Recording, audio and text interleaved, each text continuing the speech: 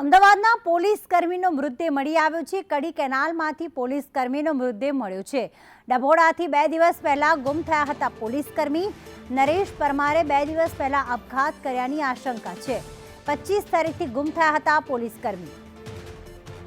જિગ્નેશ અમારી સાથે જોડાઈ ગયા છે। જિગ્નેશ, ગુમ થયા હતા ત્યારબાદ હવે ખ્યાલ આવ્યો કે તેમણે આપઘાત કરી લીધો છે। કોઈ કારણ માનવામાં આવી રહ્યું છે ખરી?